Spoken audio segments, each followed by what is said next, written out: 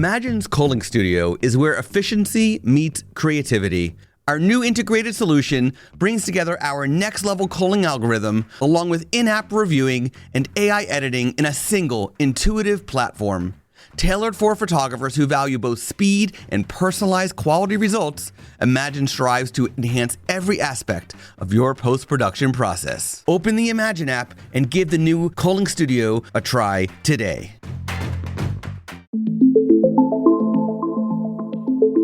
While at a photography event, I witnessed a conversation that impacted my heart in such beautiful ways. The outcome? Imagen partnered with Lindsay Coulter and Muza from the Shoot Your Shot Photography podcast to create Workflows Mentors. This series offers personalized advice on improving photography businesses from leading experts. You can ask questions about your issues, roadblocks, and struggles. Lindsay and Tim will provide the best possible answers that are personal to you. Send us your questions on Imagen's Instagram or in the Imagen community on Facebook. Start your question with Hey Mentors. Get tailored guidance and insights that will help you elevate your photography business. This is Workflows Mentors, partnered with Shoot Your Shot Photography Podcast. Okay, everyone. We're here. We are. Welcome to Shoot Your Shot and Imagen here in one place. Workflows. Under one household. Crossover episode.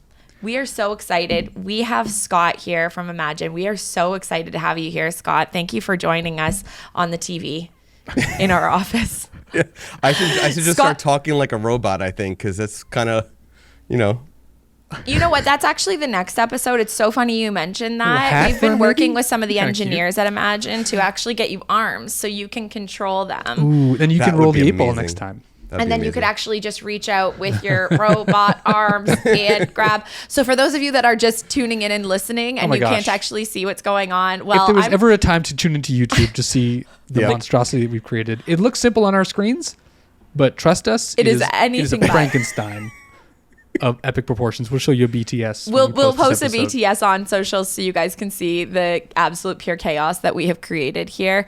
But Scott is joining us from New Jersey. Right. Do you hate that, Scott? I'm sorry. I'm so Canadian. I don't know how to say Jersey properly. It's all good.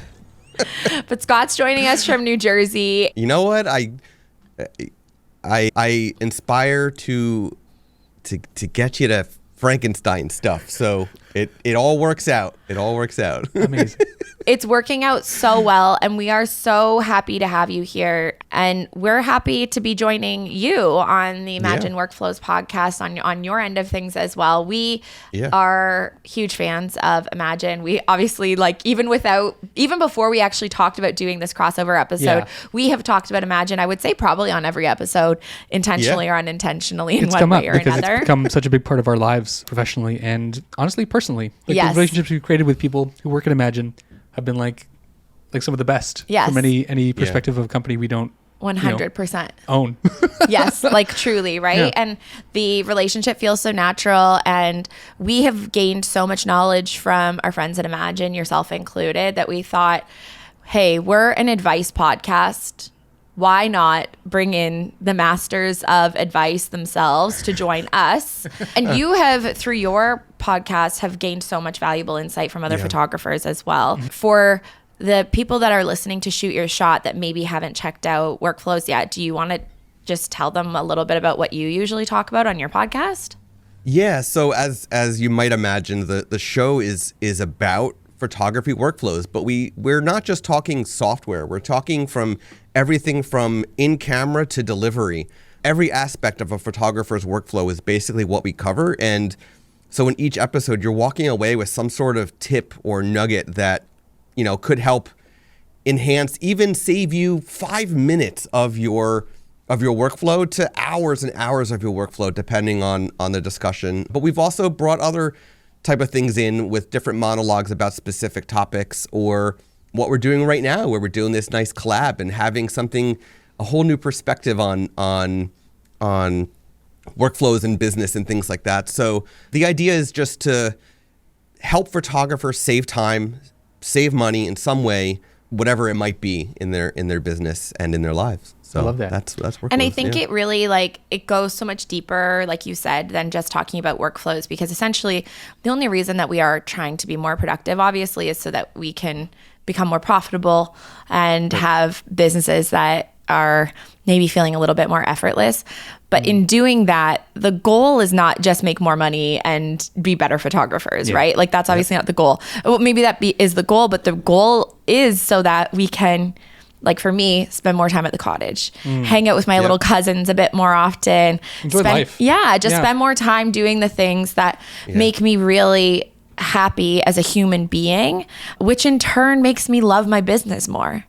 Right. So maybe when you hear the term like business and workflows and all of this, you're just like, oh, sounds really riveting. Sounds like a rise and grind kind of thing. But the kinds of conversations that you're getting into on your podcast almost always come down to the emotional aspect of it and what Imagine and just a better workflow from start to finish, what that gives you back in your life, right? Like I know even on the episode that I was on of workflows, like we got into like deep life things because that's the reason why I care about workflows. It's like so that my mental health is good, so that I can show up as the best version of myself to like my parents and my friends, and it's about a lot more than that.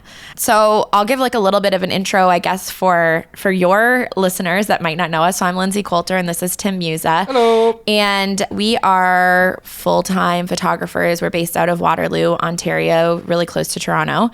And Tim is a photographer / also a videographer, filmmaker, podcast producer. Here we are.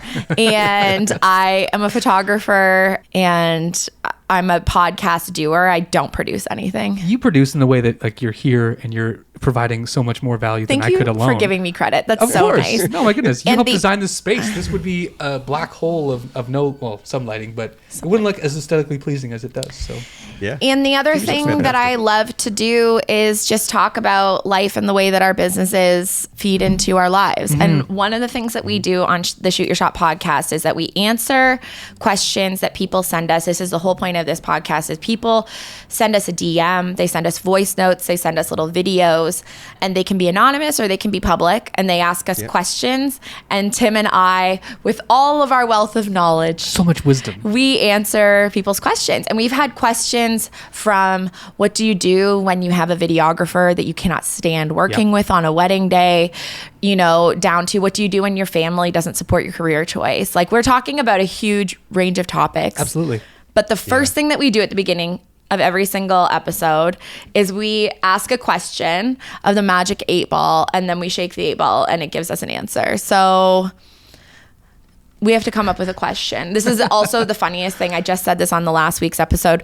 You think that I could come up with a question, but no, I like to live large. I like to live in a risky state of being. And today I'm going to come up with a question on, I have a really good question. What do you got? Are we going to get to hang out with Scott at the next photography conference that we all meet up at? Because Scott keeps avoiding us. Scott keeps avoiding us. Scott keeps on not coming to the conferences, and we have to cry our little hearts out. It's funny. So you both know Zoe. Zoe messaged me about 2 weeks ago and said, hey, so-and-so can't go to Way Up North. Can you leave for Florence and go? You'd have to go today. Unfortunately, as you and I spoke, I told you a story, a very personal story, right before we started recording. I could not go because of that. Of course. But I almost hung out with you in Florence. Wow. Well, close. Okay, listen. Then we should ask the 8 ball, because you said, well, of course I would hang out with you at the next one. Let's see if the 8 ball is going to align the stars for us. There will be no more personal BS that gets in the way. Let's see. Will we hang out with Scott and the Imagine crew at the next conference? What do we got? I'm going to shake it again. Let's see what she's going to say this time. Concentrate and ask again. You know what? It wants us to manifest it. And you know what? I am a big believer in manifestation. And therefore, we will manifest us all hanging out very, very soon. It has to happen. So if we're doing routines, what do you think about Ooh, yes. We go with the workflows routine. 100%. Let's do it. Let's get into it. So you guys got to agree on a color, and then you're both going to answer the question. It's green all day for me. It's got to be green. It has to be green. Green all Let's day. do green. All right. So, Tim, so for those of you that are listening, Scott's pulling a card from his interview. Oh yeah, deck. if you're just listening, grow up. First of all, turn your laptop or phone on and open the YouTube app. If you're driving a car, we'll allow it. That's the only exception. So I'm gonna thumb through. Tim, Please. you said green. Lindsay, you're gonna tell me when to stop. Okay. Stop. Okay. Now you both got to answer this. Okay. Whatever it is. I'm stressed. My face is hot. Okay. All right. When you're feeling sick, what makes you feel better? Oh man. Oh my God. Well, I was feeling sick yesterday, Scott. And the only thing that made me feel better was taking a bath and then napping for like 6 hours. Oh yeah, I love it. It's one of those things where my body will tell me before like it'll let me know that I'm not feeling well because I've been working for like 2 weeks straight, and it'll just kind of shut things down for me. Yes. Which is also a blessing and a curse, because I should be taking more time to manage my life in a way that is not so extreme. Should, could, would, you know? Should, could, would, but, you know, money to be made, things to be created. I'd say a bath and a nap. A nap really, really does me well. How about you, Lindsay? A nap is a critical thing for me. I'm a big time napper. My parents used to make fun of me for napping so much when I was a kid. And I was like, Winston Churchill took a nap every single day. I then learned that like maybe I wasn't aspiring to be like Winston Churchill. It's all good. But he also smoked cigars in his bed, didn't he? And took meals? I'm inspired. I am truly, truly inspired by this man. Okay. I would smoke a cigar in my bed if I didn't have a husband. So I'm a really big proponent of a nap. The other thing a nap does is it just kind of resets. You know, it gives you a little reset. It's like, okay, we started off on the wrong foot here. Yeah. For me, I'm a really big power napper, though. So it depends on how the gravity of the situation is. If I'm really unwell, 27 minutes? 20 minutes specifically. Okay. Any longer than 20 minutes, we're no longer having a nap so much as we're having a sleep. I love a good sleep. Yeah. And that really is going to throw off my circadian rhythm, which I'm really adamant about. My thing that I do is I drink Hydrolyte. Okay. So do you guys have Hydrolyte, Scott? Is that an American thing? I don't think we have that one, but we have all like similar type of things. Okay. Yeah, like little hydration things. Yeah. Because generally speaking, if I am unwell, it's probably because a consequence of my own actions that I shot 2 weddings in a row and then did 5 family sessions on the Sunday. And then I was like, did I drink any water yesterday? Did I drink any water? Yeah. But if I'm like really sick and we're talking flu sick and there's only one cure for that, and it is apple juice. I love an apple juice. I'm just like a 5-year-old. From concentrate, or do you go pure? No, I actually have like a really specific kind. And Taylor is like husband of the year because anytime I'm sick, he'll walk to the grocery store and goes and gets me. It's the label says Mellow Dew, which Dew is D-O-U-X, which is just French for the word mellow. Oh, okay. But literally, we just call it in our household like Mellow Dew, which is not at all. I don't know. It just says mellow on it. What's the brand? Plug it. I have no idea. It's just some giant container. This episode is sponsored by this apple juice, Mellow Dew. Anyways, anybody that has tried it knows that it is the elite apple juice of choice. Amazing. So I am not a napper, but when I am feeling sick, my body makes me nap. Okay. For one. But in our family, we also have a saying that a shower will help everything. So if you're feeling sick, take a shower. Yeah. That's it. Take a shower. So that's one. I mean, also medicine. Medicine helps. Yeah.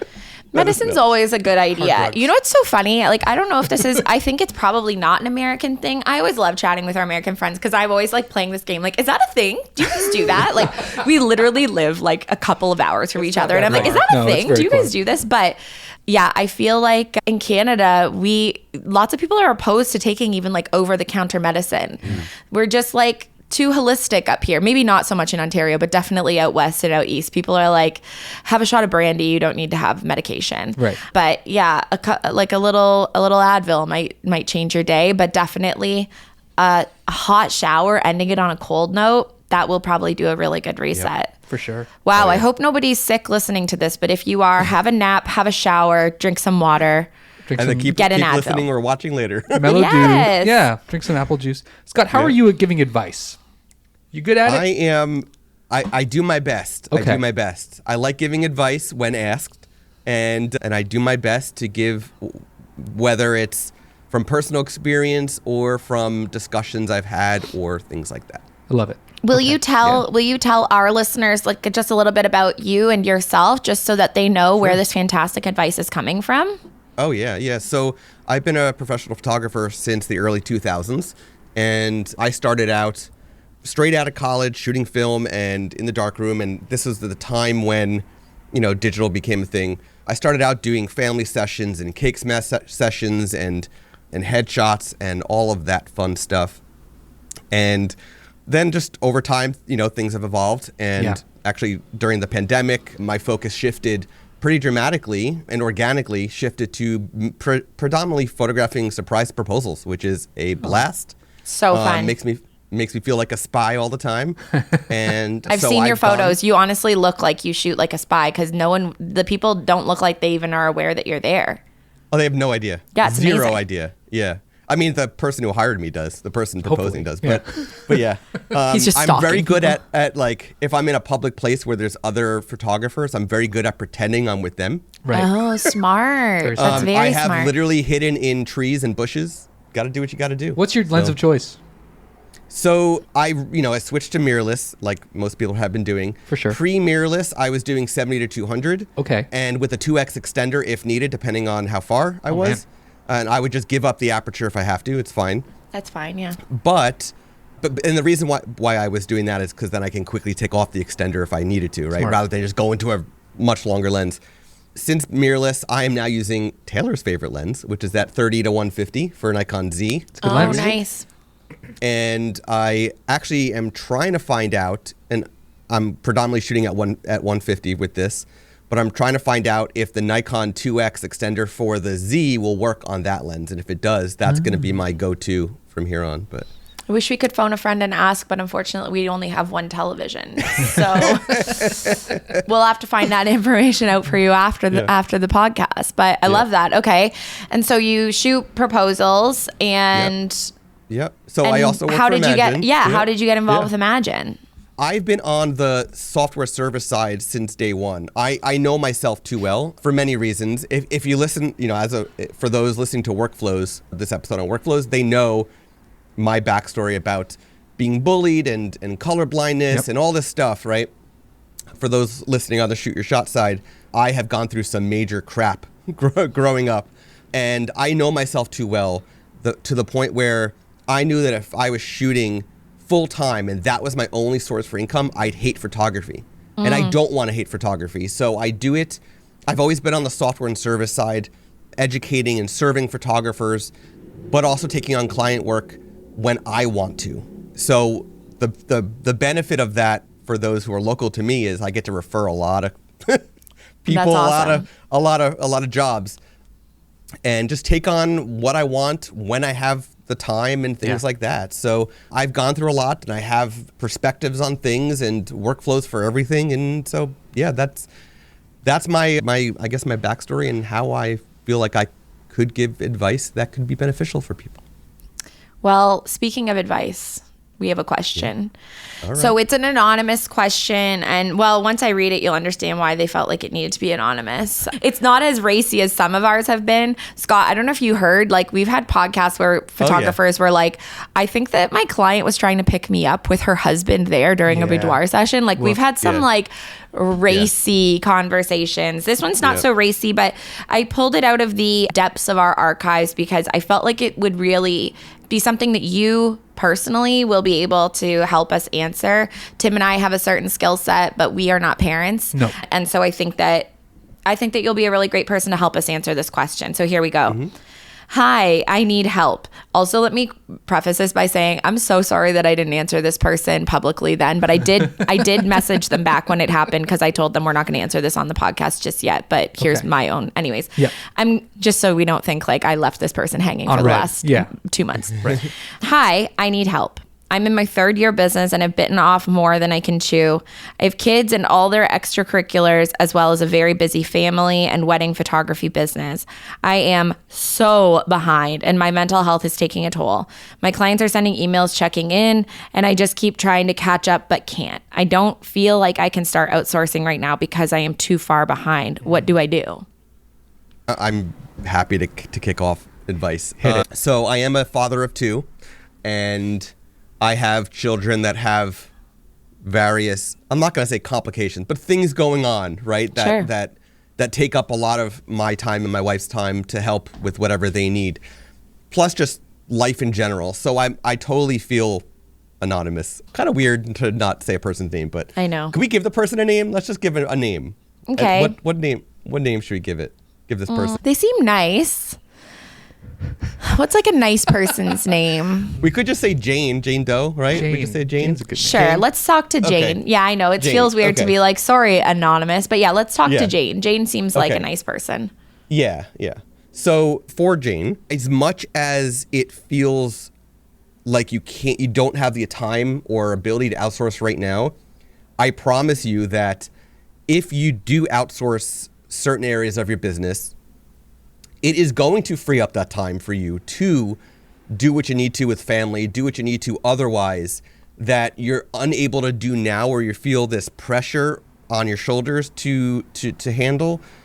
It could be any part of your business, as I said. It doesn't necessarily have to be the editing or the culling or things like that, but those are very tedious parts of the business. And I can share 2 quick stories to sort of prove that Please. that this can help. Okay, We would love that. We'd love to hear it. One is from Hannah Hall, who, for those who are listeners of the Workflows podcast, you probably heard this episode already. If you're a listener of Shoot Your Shot, please go listen to Hannah's episode. It's one of the earlier episodes.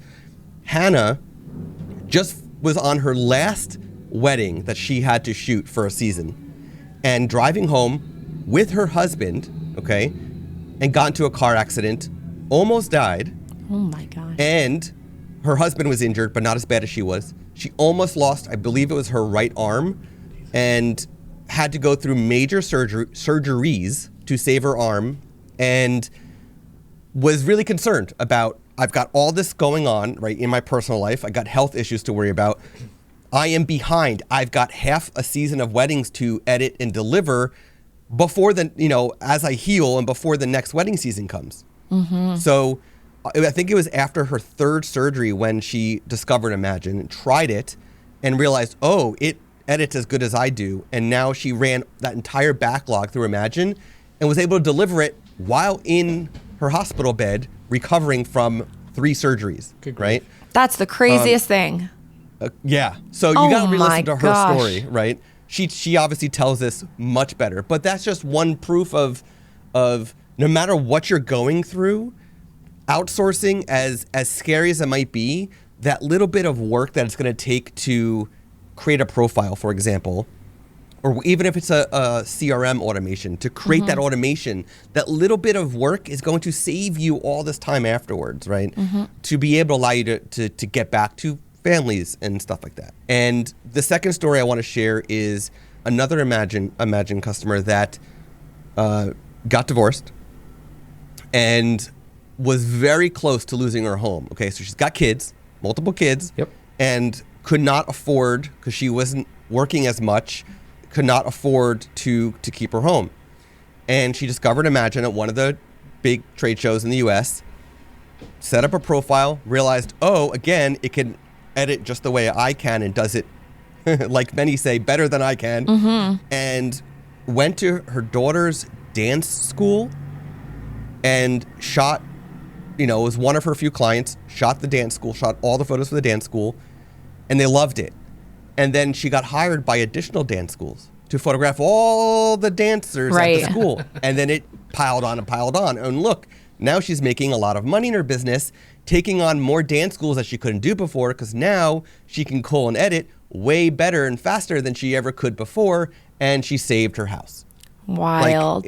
So again, just to reiterate, no matter what you got going on, if you're outsourced, you're getting that time back afterwards. So that little bit of time up front, It's up front, yeah. what you need is going to save time in the long run. And it doesn't even need to be that much time up front. Like, I think we were discussing this beforehand, what we're going to talk about. And the idea that you can just use one of the talent profiles in Imagen just to get yourself started, and then you can refine as you go is great. You can find a talent profile that's close enough to your style and be like, that's good enough. I'm sure my clients will notice. You can also even add your own preset on afterwards. Like I made an absolute Frankenstein. Yeah, you did the same thing to get started. So I used one of the talent profiles to get started just to get the edit consistent across the board, because I had thousands of images over the past years, but I didn't feel any like they were like incredibly consistent editing wise, because I had tried so many different random outsourcing companies. Like I had tried all of the companies that actually had supposedly, although I have skepticism about this, they supposedly had an actual person editing each file. Yeah, I doubt they did. So sometimes I would get things back that I'm like, okay, it's good. It's not at all like the last wedding you edited for me, but like for me to get this out the door, these clients will be happy with it. It's not how I would have done this, but it is a well edited and consistent wedding from start to finish. And you know, I've been where this person is just without the kids aspect of it, feeling like you're in the weeds and you're like, you know what, I need to get this thing out there. And this is very, very good. It's not necessarily consistent with the rest of the work that I always put out. So I didn't really want to make a profile based on what I had. Yeah. That was a really big barrier for me, that I felt like, well, I don't really know how to get over that. I loved my preset and I loved the color grading that my preset did. Absolutely. So really all I did was just I would run the Imagine talent profile on all of my images. And then after, once I've pulled it back into Lightroom, apply my preset, do a global sync on all of them, minus the adjustments that Imagine had done that I liked and wanted to keep. Yeah. And that's how I created my own my own profile that I've then customized. And now I have like, I think 90,000 images built into my profile. But yeah, I think you did the same thing. And that's sort of like what I've taught most people that I know to do. Cause I'm like, yeah, maybe you do feel this like sort of sense of overwhelm, even without feeling in the weeds. I feel like it can be a daunting task to just get started with any new thing, whether it's a CRM, whether it's any sort of new process in your business. It can feel really daunting to make a drastic change. It is the change that has absolutely changed like both of our lives for the better. But I think taking a step back, I think there's a couple of things that I want to tell this person and anybody who's listening to this. And I think this episode's coming out really at the perfect time, because every single year I'm in like Facebook groups. I'm in the Imagine Facebook group. I'm in like the Unscripted Facebook group. I'm in still a few, and I have my own Facebook group as well. Every single year, June, July, and August hit, and people start posting almost this same question word for word, you know, almost the same thing word for word. Hey, what do you guys do when you are so far behind? Like maybe I should have caught this a couple of weeks ago and made some changes, but here I am, you know, and I keep on adding shoots every single week to this list of to-dos, and I keep getting busier and I keep getting pulled in multiple directions, and I have family commitments and I have personal commitments, and I'm just adding to the list. What do I do? My first recommendation is to take some deep breaths. Go outside, touch grass, because there is nothing worse than that feeling of, I will never get out of this. The first thing you need to know is, of course you will. The second thing you need to know is that your clients are human beings and they just want an update. So if the stressor of your clients, because this person Jane mentioned that she was getting emails from her clients checking in. And also, this is the other thing that I notice at this time of year. Photographers, this is a pet peeve of mine. Go for it. When photographers post on their public Instagram and Facebook, whatever their social channels are, being like, I am behind on editing. Here is when you can expect your photos. Like, it's supposed to be this like public service announcement, just so everybody knows I've been busy and I'm behind. You're making your customers nervous. You're telling on yourself anywhere from 2,000 people to say 80,000 people, depending on where you're at on your following. Current and prospective clients. All these people that you kind of screwed up your workflow. You didn't really have it dialed in. You grew your business faster than your workflows allowed. Eyes are bigger than your stomach. And we love that for you. This is a transformational moment. However, for the 20 people maybe that you need to update, write yourself a little email template. I know it's painful to humble yourself and have to get down and say, I am so sorry. I am in the weeds here. Yeah. To send that email out is a very scary thing. To tell your clients that you're behind on their wedding, to tell your family clients, hey, your newborn session's going to be coming back to you late. But it will give you the gift of people not checking in. And also, you will find out which clients are actually really in need of their images and versus which ones are curious. like, hey, you can chill. Yeah. I just wanted an update. Because we are customer service people and they really just want to know. You're still thinking about them and you're still on their list. I think that's one important thing to mention, Lindsay, is that fact that like, although these emails that we have in our inboxes of things to do and things to complete and, tasks, that's our whole existence for that time. When we feel like we're in the weeds and we feel like this is everything, it's a small footnote in a lot of our clients' lives. They also have a task list of things that they're worrying about, that they're stacked up against, and they just want to send this out to get something back eventually. They're not weighing their entire existence on us completing this one task for them. So 100%. Although it feels like a mountain to us, it's typically a molehill for a lot of our clients. The other point you made that I thought was really good is whenever I feel like I'm in the weeds, I know that that's a signal to myself that I need to take a day off. Yes. Which feels incredibly antithetical to the idea of like, that's not how you get ahead of things. But to give myself the reminder that, oh, I need a day off so that I understand and remember what it feels like to be happy and give myself that kind of end goal in my mind of like, oh, this is what it's going to feel like when all these tasks are done. And I can attack things the next day in an itemized list that makes me feel good about completing them one by one, to know that like the day I had yesterday where I took the day off, I can have that in a week. I can have that in 3 days. I can have that in a month, and know that I have that kind of end goal in mind. And it doesn't even have to be a day. No. It could be give yourself Half a couple of hours. Yes. Yeah. Give yourself the time to go for a walk, to drink some water, to have a shower, to have a nap, whatever that might be. But just center yourself a little bit, because I think, while posting on a Facebook group might feel like the option that's the right one, it's actually probably the worst thing you could be doing, because you're going to get feedback from a bunch of people with a bunch of varying opinions. Who don't live in your neighborhood. They don't know what you're talking about. You're probably going to get some shade thrown at you from other photographers that are like, how could you get this far behind? I could never. You know what I mean? Like, you should have done this. You should have done this. You can should your way into a deep state of depression. Not good.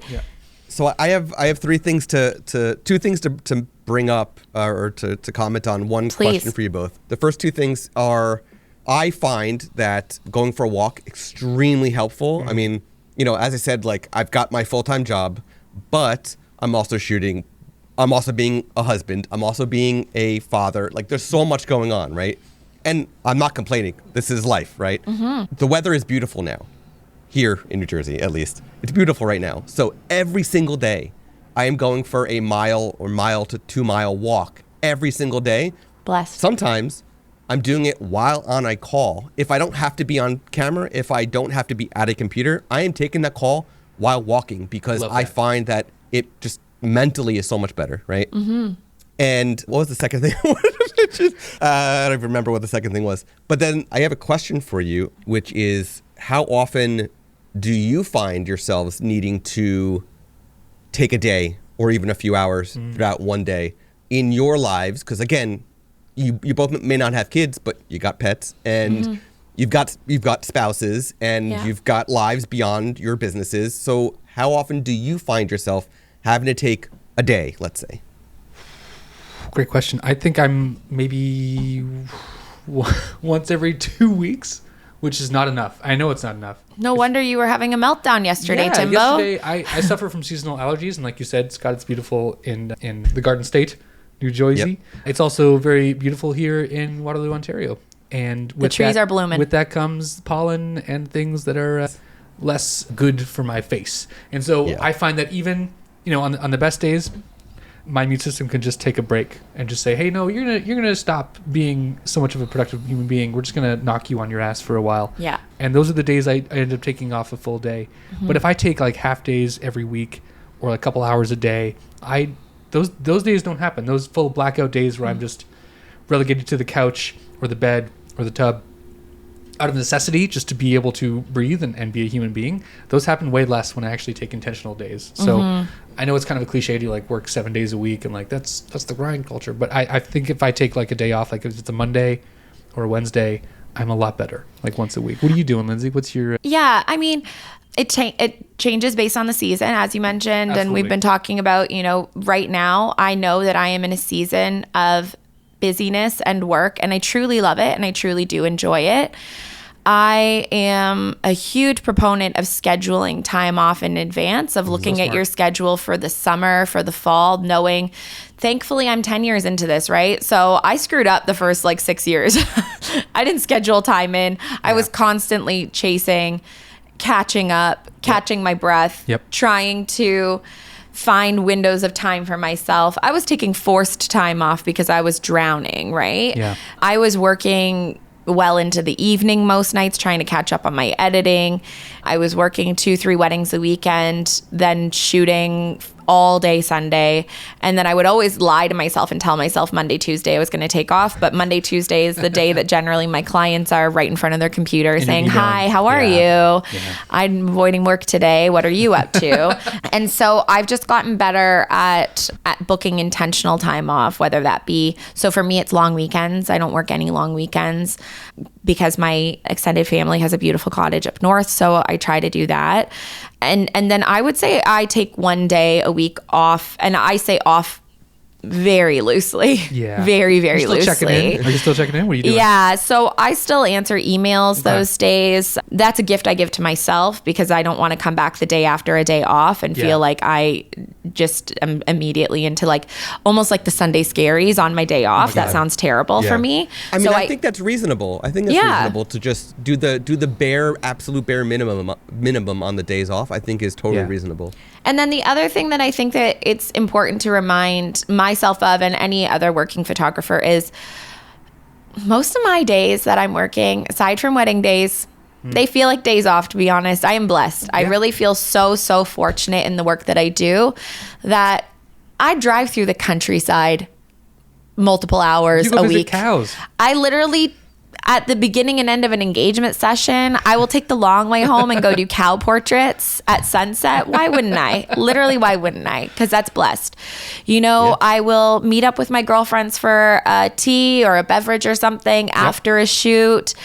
I listen to my favorite podcasts on the drive. I really feel like I romanticize my life. Yeah. Even if I am working 7 days a week. And there are most summers, I would say, windows of time where I work 3 weeks in a row without one single full day off. And only because I find the joy in all of those things do I really love it. Now, obviously, that is going to be different for everyone. And, for sure. It's very helpful that all of my closest friends have similar jobs or similar lifestyles that allow for this to happen. My husband has the same thing, and he shoots weddings with me. So we spend a lot of time together on those times. But then also, he doesn't always shoot weddings with me. I shouldn't say that. We get to shoot together fairly often, every once, throughout the season. Yeah. And then, the one thing that I do find to be hard is that sunset is later. Yeah. So it's actually so funny that I say the seasons are different. Generally, come the fall, I am thank goodness for an early sunset because June, July, August, I am shooting sometimes an early morning sunrise shoot. Like this morning, I did a newborn session at 8 o'clock in the morning, an hour away from home. Yeah. So I left the house at 6:30 this morning, and now we're podcasting. Love that for us. And then later this evening, I'll have an engagement session that will end at 9 o'clock at night. So it's a very full day. And you're not even done it. Like you're done. No, then I have to come home, do the backup, thank God for Imagine, run it through a call-in and an edit, and I at least can feel like it's processed. And then my portion of that, where I'm going to run through it and do my retouching and all of that, that can be in a week from now, but I'm not stressed about the weight of having shot that. Scott, I think we talked about this maybe on the episode that I recorded with you of workflows, that I used to feel afraid come my busy family session season, because I would shoot 5 sessions on a weekend. Yeah. And every single click, I'd be like, this is going to be painful. The call and edit that I'm going to have. And I couldn't be present in those shoots because all I was just thinking was, you should shoot less. The post-production that you're putting into this. You should shoot less because the after, the impact of this is going to be painful. Yeah. And now I'm like, hell no, I'm not going to limit that by any means because I have so much extra time in my day. So for Jane, I will say, touch grass, take some deep breaths, get in touch with your clients, respond to them with empathy, lead with a sense of like, first of all, how lucky are you as a photographer that they're excited to see the work that you shot? They truly believe that the work that you guys made together is going to be exceptional, and that's why they're excited about it. Yes. Then just ask some questions. Are you going to be okay with generally this timeline? Does that work for you? And if it doesn't work for you, like, would you be okay with me maybe giving you some previews back or something like that, just to like keep the monsters at bay? You can triage that way. You can decide for yourself based on what your clients react to. Like, what is truly who's on mad? fire? Who's big mad? Yeah, who's real big mad at me? And then you know, I use a productivity planner. I'm a huge proponent of a productivity planner. I actually created my own productivity planner that basically you triage your week and your day and you break them down, because the other thing that really sucks when you're in the weeds is that your brain tends to get foggy. Yeah. Right? It's hard to even know, where do I start here? You're looking at a to-do list that just looks like this, like a ticker. And you're thinking, I can't even begin to tell you where I'm going to start with that. Yeah. So I use a productivity planner that breaks down a week. And in the week, I will say, here's what I need to get done this week. And it's not a never-ending to-do list. It's genuinely what I actually realistically feel like I could accomplish within that week. You almost always underestimate yourself when you actually do this and you work productively. You almost always underestimate what you can accomplish. So I will put in that list a really realistic attempt at what I think I could do in a week. Yeah. And then starting the night before, I actually write it in the night before, because I don't need the first task of my day to think about what I'm going to do. Yeah. So Sunday night, say, I will plan the next morning, Monday. Here are my 3, and I'm talking literally only 3 most important tasks of that day. So the first one is I'm going to email my clients and say, hi, sorry. The second one is that you're going to prioritize the thing that is probably the latest and the thing that's been, you know in your gut which one that one is, right? Like everybody knows. So that's the second one. And then the third one is just whatever one you think might be the fastest, so that you can just get something checked off maybe, right? And you start, like, I almost do things like top and bottom, like scariest and biggest, and then fastest, that I can just start checking some stuff off the list, right? Just to move the fat out of that body of that list, And I mean, probably somewhere in this 1, 2, 3, you will realize, okay, I can breathe now. Now is the time for you to figure out your future plan, which if it were us, obviously, listen, Tim and I don't work for Imagine, but you can imagine that we are really true proponents of it. I would not recommend, if you're in the weeds, signing up for something that is an outsourcing company that you have to do an onboarding with. Absolutely not. No. Do not do a thing where you have to have an onboarding call with them to learn your profile, and where they have to analyze your stuff, and it's an individual, and then you have to go back and forth with them and give them your edits and tell them, hey, I think this is good, but actually I really wish that you would have done this differently. Do not do that. Yeah. That is not the solution. That's not the solution immediately or long term. First of all, I can promise you, if you don't believe me, talk to Lindsay 5 years ago and see how well outsourcing was working out. Talk to me last year when I was outsourcing my video editing. Like, that was truly a nightmare. Every time I would outsource to this company who was wonderful, they're from Ukraine, they would give me a different editor and a different style for the video. And I just felt like this was not consistent. It's not what my couples wanted. I ended up going back and forth with the company 5 times in edit just to get things right. On top of the fact that I shoot everything in RAW format, so I had to make proxy files of the video footage and then upload that. That took like a week. Not a week physically, but it took a long time. And then to get the project file back, and it's a different editing style because I had to reconnect the 4K footage to the proxy 720 files. This is a nightmare of things I'm describing, and if you don't understand it... Terrifying. I hate it all. I barely understand it myself. It became such a chore to the fact that I'm like, to the point where I was like, I could just do this myself in probably half as much time. The other thing is, that shit's expensive. It's not cheap. That shit actually, it wasn't that bad. Maybe your video, but okay, I'm talking about time. The time I took to do this extra work was costing me money, because the time I spent outsourcing and creating efficiencies was a freaking nightmare. I was paying anywhere being paid for those hours. I was paying anywhere from $350 to $400 US per wedding. Yeah. To get back weddings that I would have to re-edit myself. And you're getting them back thinking this is done, and you're like, sweet, I'm going to export this and deliver it within the next week, and you have to start from scratch and basically start over. Oof. That is not what Jane wants to do. No. Right. Jane and anybody else that's in the Facebook forums, right? Like, you know, Scott, can you actually, like, for people that maybe don't know, because we talk about Imagine a lot, but we're not talking about the logistics of getting started. Like, so if somebody is in this process and okay, they've checked off the first few boxes, they're like, we've emailed my clients, I'm feeling a little bit less panicked. Tuesday's day one job is that I want to get started with Imagine. What does the onboarding process look like for something like that? So, so Imagine's turning 4 at the end of July. Okay. So we've been doing this for 4 years doing Amazing. AI editing. Okay. July 2024, just in case somebody's listening to this 20 years from now. Sure. At the time of recording. Yeah.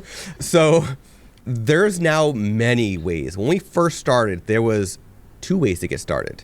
Now there's many ways. Okay. So your options are, and I'll go in order of what I think is the best for each individual person. Personal AI profile, right? This is where it learns from 3,000 or more previous edits that you've done in the Adobe ecosystem, whether it has to be in the Adobe Camera Raw ecosystem. So Lightroom Classic, Lightroom, Bridge, Photoshop using Adobe Camera Raw, okay?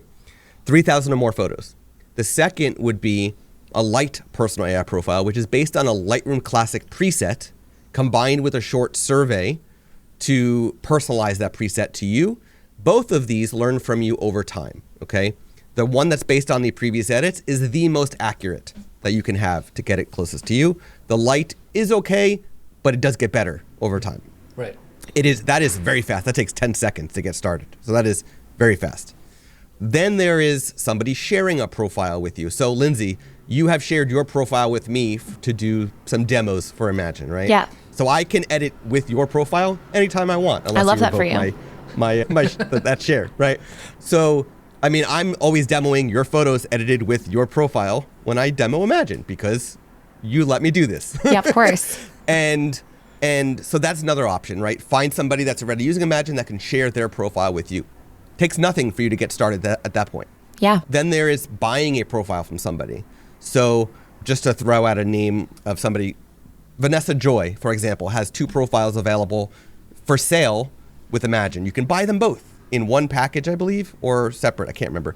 But you can buy that. It actually gets installed as a personal AI profile on your account. Wow. So you're starting with her profile, but it's personal to you, so it learns from you over time as if you started. Yours as you started, yeah. Yep. And I think that's it right now, right? Well, or a talent profile. Talent profile. I didn't mention talent profile. That's like the easiest starting point as well. Yeah. Yeah, so the talent profiles, but there's like 16 or them something built in from like Susan Stripling, Charmy Pena.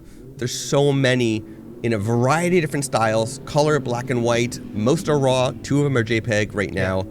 And actually there's 2 that are meant for real estate that are Imagine has made. Oh, that's cool. That is also available. And those ones are included in a subscription. Is that correct? Included. They don't cost anything extra to try. Yeah. And go ahead. No, I was just going to say the other thing that I want to point out is that the price point is really truly unbelievable, right? Like I remember switching from this thing where I was like, I really need to start limiting the number of images that I'm like calling and putting into a wedding because it was just so expensive and also bad. So so I was like, I was really starting to limit the number of photos that I'd put into something. But you know, you pay per image with Imagine, right? But it's really low. What's I'm going to get it wrong, but you tell me, is it 5 cents? 5 cents a photo at the base. Crazy. So Wild. yeah. It's very affordable. You can start as a pay-as-you-go plan, which is what we always recommend. We do have other, annual plans, but we definitely recommend starting as pay-as-you-go and figure out what you need. So for someone in Jane's case, if you just need to deliver 100 photos for a family session or whatever it might be, it's not going to cost that much. And you can even put that, the cost that it would cost you to edit with Imagine into your price. So that way you're not eating it. Your clients are basically paying that on top of your regular fee, and they don't have to know, right? No. They don't have to know that AI is doing it. That's what I did with shooting Super 8. I added that as a a line item that they don't know about on the cost of all my videos.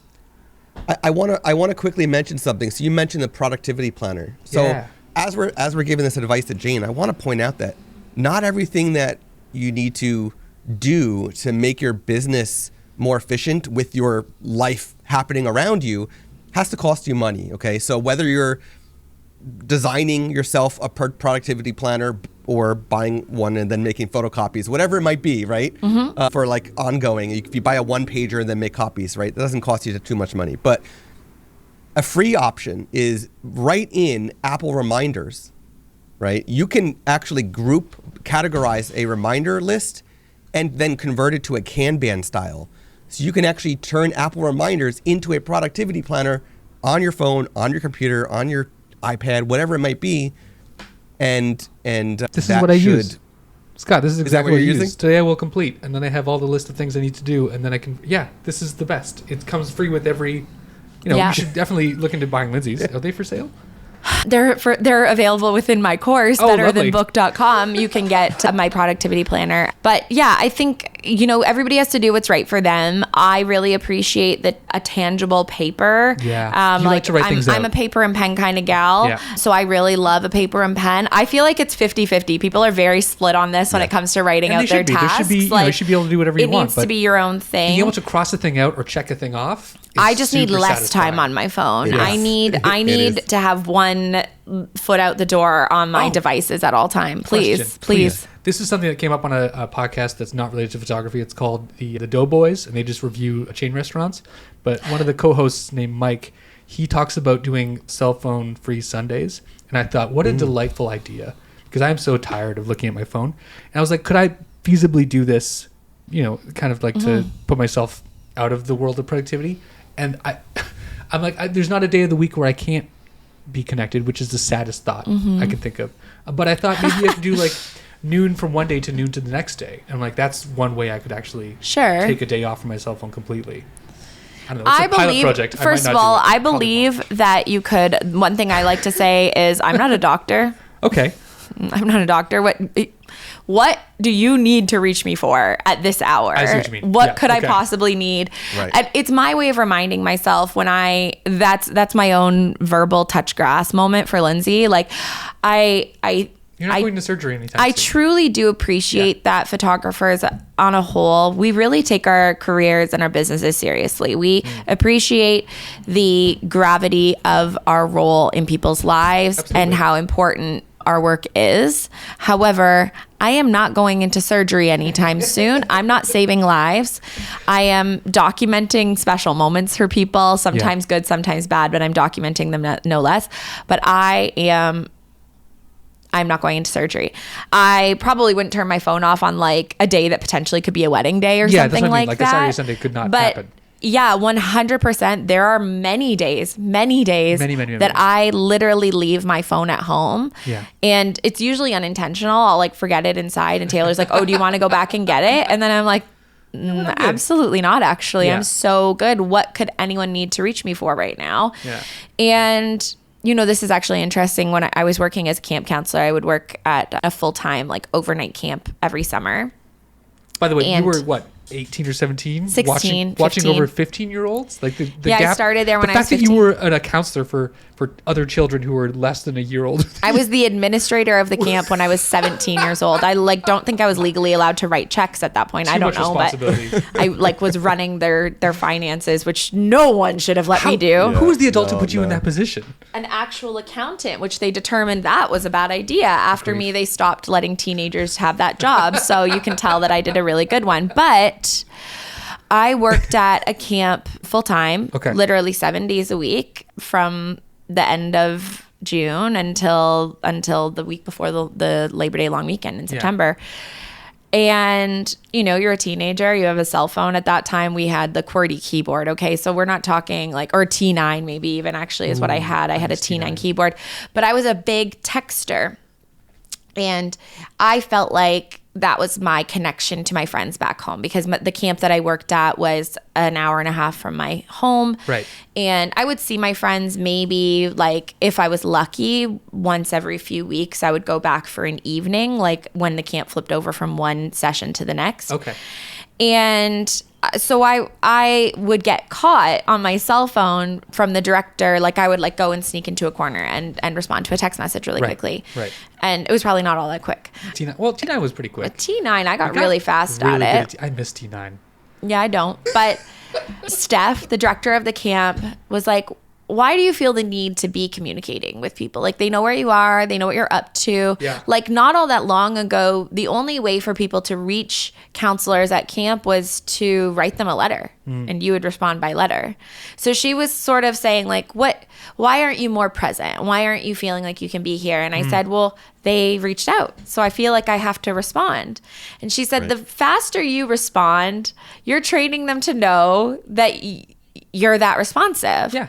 So start training the people that are contacting you to not expect an immediate response. So I downloaded that into my business because the first couple of years I was incredibly responsive to literally everything. Yeah.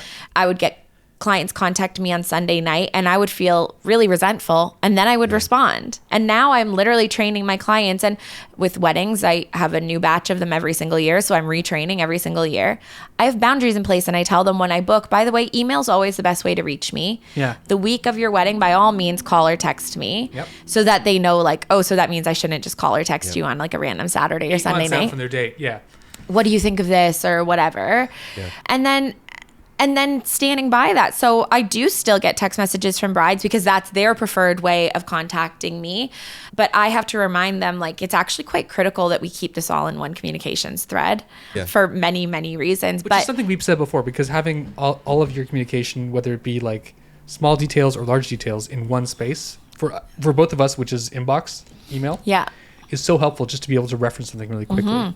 And so if somebody drops you a DM in Instagram saying like, hey, can we make sure we get photos like this? I will take a screenshot of it or even a link of the reel or whatever that they've sent me. The next day, if it's an evening and it's like outside of the hours that I feel like responding, I will respond by email saying, hey, I got your DM. Thank you so much. I love that idea. Like I don't want to disregard what they've said entirely. And I probably don't say, by the way, I think you know that I like to email. Like based on my responding by email, they've clued in, they're aware.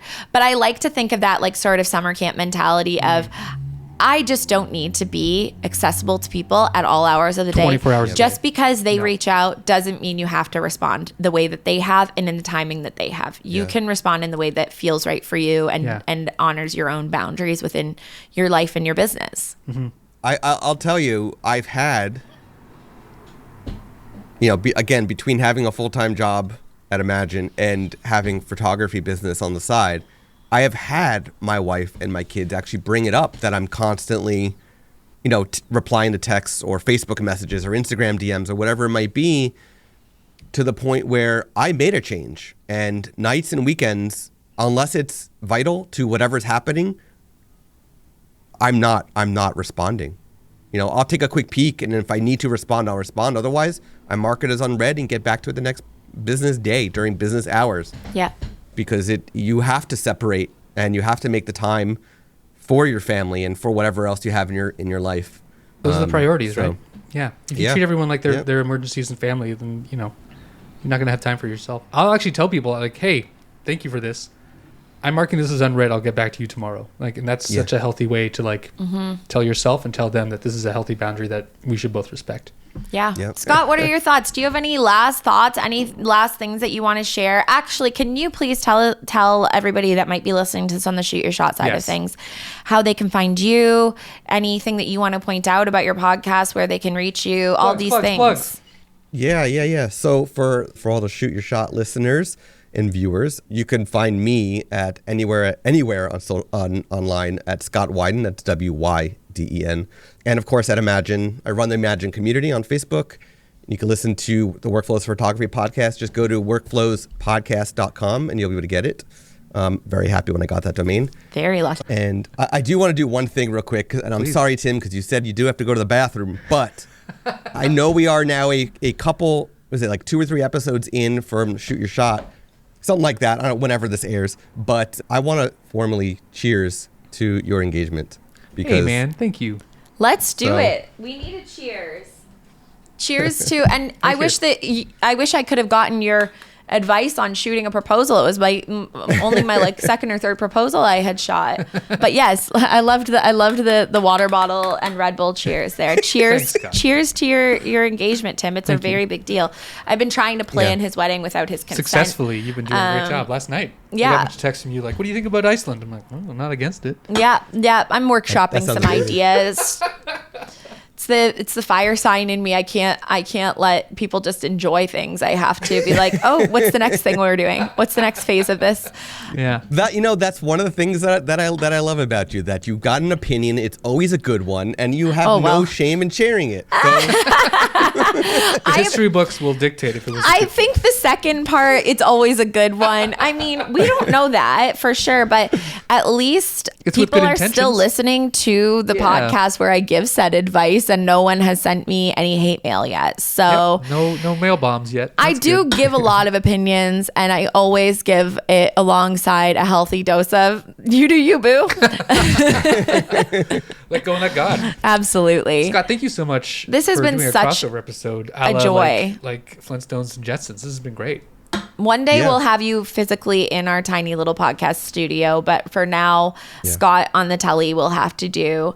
For people that want to find us, they can find us on Instagram at the Shoot Your Shot podcast. That's where we get your DMs, your questions, and we answer them live on this podcast. And although today's was anonymous, sometimes instead of Scott's beautiful face here, you'll actually see a video of one of our listeners if they are sharing something maybe a little less personal, or it's personal, but they're like, YOLO, might as well share it right out here. Yeah. We love that. It's like a photography or a radio call-in show. So you can literally just send us a voice note, send us a DM, whatever that might be.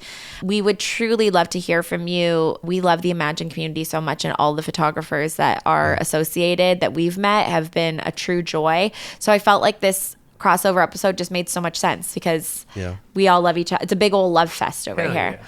It is. And, for everybody who's listening on both sides, if you enjoy this crossover and you want to hear us and see us do more crossovers, send Shoot Your Shot a DM requesting more. Go to the Imagine community and say, show me more. Or send Imagine a DM on Instagram, whatever it might be. We want to know if you want to hear more so that we can keep doing more of these crossovers. So, yeah. 100%. We love it. Yeah. The Facebook community that you run, Scott, is a huge resource. So hopefully people will join that as well. Thank you so much. This has been a joy and a half. It's so nice to see your face and to chat with you. And thank you for your wonderful perspectives. We are so excited for everyone to hear from you. Thanks. I appreciate it. Okay, toodaloos. We usually do an air high five. So you have to high five up, okay? Over here, Lindsay. Oh, Get okay. in here. That's good. We'll take it. I love it. Okay. Ciao. Have an awesome rest of your day. You have been listening to the Workflows Photography Podcast. To hear more from Workflows, to learn more about our guest, and for an exclusive offer for Workflows listeners, please go to workflowspodcast.com. And be sure to subscribe to the podcast on Apple Podcasts, Spotify, or wherever you listen to podcasts. Thank you for tuning in. Until next time.